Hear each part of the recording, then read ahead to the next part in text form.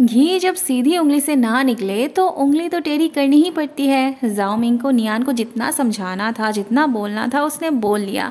अब जब नियान अपनी जिद पे अड़ी ही रहने वाली थी तो उसे भी तो कुछ करना था।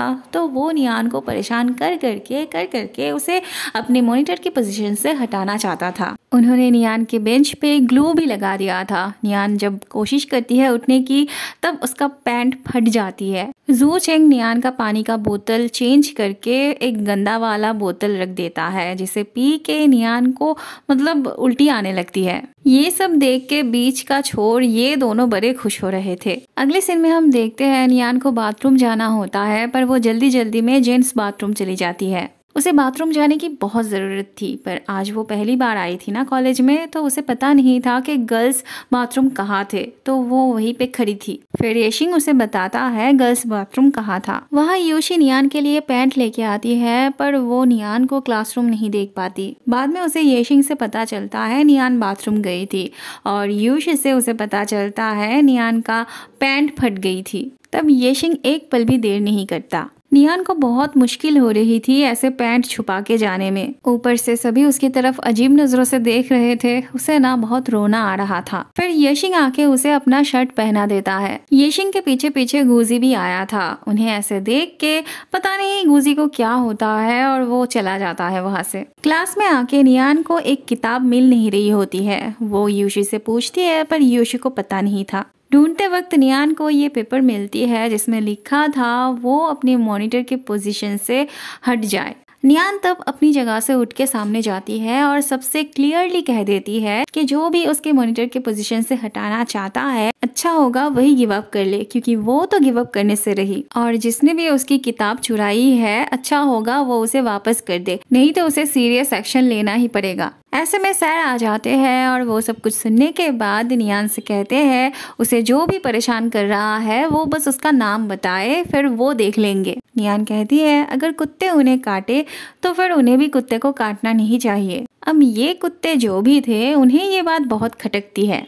नियान का किताब जू चेंग ने चुराया था। उस किताब में से नियान की क्रश की फोटो निकलती है। उन्हें लग रहा था ये फोटो वाला लड़का नियान का एक्स बॉयफ्रेंड था। बाद में येशिंग आके नियान का किताब इनके पास देख के हैरान हो जाता है। उसे विश्वास नहीं हो रहा था कि ये लोग इतना नीचा काम भी कर सकते हैं। ये लोग तो नियान को बस मॉनिटर के पोजीशन से हटाना चाहते थे। येशिंग कहता है उन्हें क्या लगता है ये सब नीच हरकत करके वो लोग नियान को उसके पोजीशन से हटा पाएंगे। अगले सीन में हम देखते हैं 3-4 बच्चे मिलके इस बच्चे को बुली कर रहे होते हैं।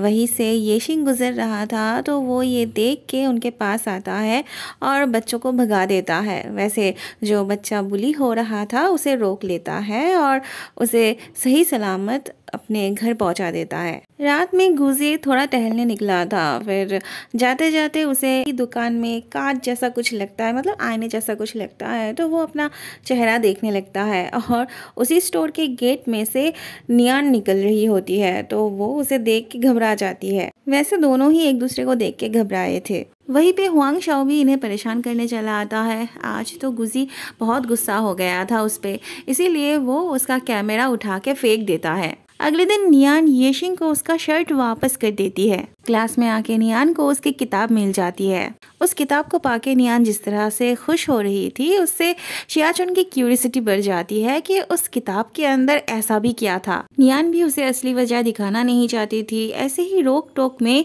उस किताब के अंदर से नियान का क्रश की फोटो बाहर निकल जाती है और वो फोटो गुजी के हाथों लगती है। तब वो भी नियान को परेशान करने लगता है। फिर येशिंग गुजी के हाथ से फोटो लेके नियान को दे देता है। थोड़ी देर बाद शेनियान आके नियान से कहता है कि नीचे उससे कोई मिलने आया है।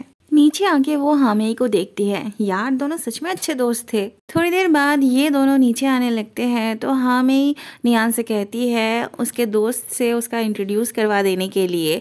तब नियान बस येशिंग से उसका इंट्रोडक्शन करवा देती है, पर गुजी का नाम वो कहती है उसे याद नहीं। पर एक्चुअली हामेई तो गुजी को ही देखने आई थी यहाँ। अब जब नियान ने उसका इंट्रोडक्शन नहीं दिया तो गुजी खुद से अपना इंट्रोडक्शन देता है और देके चला भी जाता है। हामेई को इस बात का बुरा लगता है कि गुजी ने उसे भाव भी नहीं दिया। नियान अपने क्लास वालों से इतनी परेशान हो चुकी थी कि उसका मन कर रहा था कभी शियाचुन के साथ पागलों की तरह नाचे, कभी योशिका स्नैक्स छीन के खाए, कभी इन तीनों को सबक सिखाए, कभी इसे परेशान करे तो कभी इससे एक्सरसाइज करवाए। बाद में वो इरिटेट होके क्लास से चली जाती है। उसके सर पे फिर से ड्रॉप आउट करने का भूत सवार हो जाता है। वो सर के पास डायरेक्टली इस बारे में बात करने आती है, पर सर तो उसे एक बहुत बड़ी जिम्मेदारी सौंपते हैं। उन्हें यकीन था कि सिर्फ नियान ही उनके क्लास के स्टूडेंट्स को सही रास्ते पे ला सकती है। वो उसे बॉयज हॉस्टल की जिम्मेदारी भी सौंपते हैं। वो चाहते थे नियान सबकी पढ़ाई में सुधार लाए, अपनी तरह बाकियों को भी एक अच्छा स्टूडेंट होने में इनकरेज करे। ऐसी सिचुएशन में नियान सिर्फ अपने बारे में नहीं सोच सकती थी, तो वो ड्रॉप आउट करने की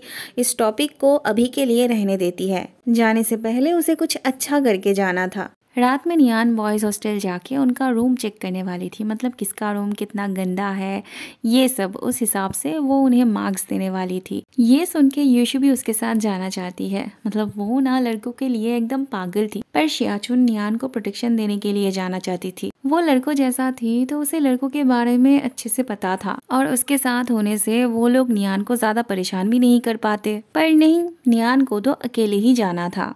ज़ाओमिंग का रूम इतना गंदा था कि अगर येशिंग वहाँ रहता तो उसके भी मार्क्स कटते, इसीलिए वो गुजी के रूम में चला आता है और वहाँ पे ये सब लड़के नियान को देख के ये लोग इतने खुश हो रहे थे मानो जैसे उनकी गर्लफ्रेंड आई हो। सबसे पहले नियान इन्हें अपने अपने रूम में जाने के लिए बोलती है। रास्ते में नियान को ये सब नंगू पुंगू दिखने को मिलती है। शुरू के 2-4 रूम जाके नियान को उतना गंदगी देखने को नहीं मिलती, पर ज़ाओमिंग के कमरे में इतना ज़्यादा गंदगी फैला हुआ था कि नियान को बहुत गुस्सा आने लगता है। वो उन्हें लेक्चर देने लगती है तो ज़ाओमिंग अपना बॉडी दिखाने का धमकी देता है, जिस वजह से नियान जल्दी से वहाँ से भाग जाती है। वह येशिंग अभी अभी फ्रेश होके गुजी से बात कर रहा था और ऐसे में नियान अचानक से उनके रूम में आ जाती है। येशिंग को ऐसे बिना कपड़ों के देख के नियान को उल्टा सीधा लग रहा होता है। येशिंग उससे कहता है वो जो सोच रही है वैसा कुछ भी नहीं है, पर गुजी उसकी तरफ जिस तरह से देखता है उससे नियान और कुछ सोच ही नहीं पाती। वो चिल्ला के वहाँ से चली जाती है। अगले दिन नियान बहुत लो फील कर रही थी तो वो अपने पापा को फ़ोन करती है। वो कहती है कि वो यहाँ पे ठीक नहीं है, उसे बहुत बुरा लग रहा है, कुछ भी अच्छा नहीं लग रहा है।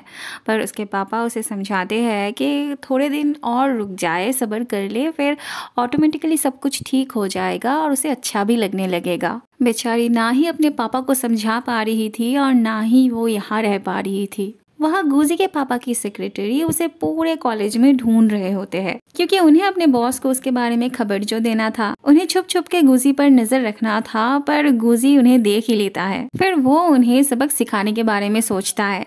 वहाँ येशिंग आज भी इस बच्चे को उसके घर तक छोड़ने आया था और आज तो उसने उसके लिए बहुत सारा खाना भी खरीद के दिया था। थोड़ी देर बाद हमें पता चलता है ये बच्चा और कोई नहीं बल्कि ज़ाओमिंग का छोटा भाई था और वो अपने भाई से बहुत प्यार करता था। उसके पास इतने सारे खाने का सामान देख के वो उससे पूछता है कि किसने उसे ये सब दिया। फिर वो उससे कहता है कि उसे एक बहुत अच्छे भैया मिले तो उन्होंने उसे ये सब दिया। तब ज़ाओमिंग उसे अनजान लोगों से सावधान रहने के लिए बोलता है। वहाँ गुजी भी इन्हें अपने पीछे भगा रहा था। फिर मौका देखते ही वो एक जगह पे छुप जाता है ताकि वो उन्हें रंगे हाथों पकड़ सके, पर अनफॉर्चुनेटली वो उन्हें पकड़ने की जगह नियान को पकड़ लेता है। नियान तब जोर जोर से चिल्लाने लगती है तो गुजी उसे चुप रहने के लिए बोलता है। नियान को तब ये फन लगने लगता है। वो सोच रही होती है कि पता नहीं कौन उसे फॉलो कर रहा है। गुजी के साथ साथ नियान को भी उस बंदे को देखना होता है, पर ऐसा करते वक्त वो दोनों कितने करीब आ गए थे ये उन्हें ख्याल ही नहीं था। ख्याल आने पे नियान गुजी को सामने की तरफ धक्का मारती है। फिर गुजी को गुस्सा आ जाता है और अनजाने में दोनों की पोजीशन ऐसी हो जाती है। सेक्रेटरी को भी अभी आना था। उन्हें ऐसे देख के वो तो सोच रहे होते हैं कि ये दोनों लव बर्ड्स थे, इसलिए वो और उन्हें डिस्टर्ब नहीं करना चाहते थे। वो उन्हें क्लैरिफिकेशन देने जा रहा था, पर नियान उसे पकड़ पकड़ के मारने लगती है। वहाँ सेक्रेटरी घर आके गुजी के पापा से कह देते हैं कि गुजी ने कॉलेज में अपने लिए एक गर्लफ्रेंड बना लिया। गुजी की मॉम तो बड़ी खुश होती है ये बात सुन के, पर गुजी के पापा को विश्वास नहीं हो रहा था कि उनके नालायक बेटे को प्यार करना भी आता था। ज़ाओमिंग को अभी भी नियान के मॉनिटर होने से परेशानी हो रही थी। वो नहीं चाहता था कि एक लड़की होके उस पे छड़ी घुमाए। नियान को मॉनिटर की पोजीशन से हटाने के लिए उसे येशिंग का साथ चाहिए था। पर येशिंग को नियान से कोई प्रॉब्लम नहीं थी। उसे पता था कि नियान एक बहुत अच्छी लीडर बन सकती थी। अगले सीन में हम देखते हैं नियान रूम में बैठे बैठे बोर हो रही थी तो वो थोड़ा टहलने के लिए बाहर निकलती है।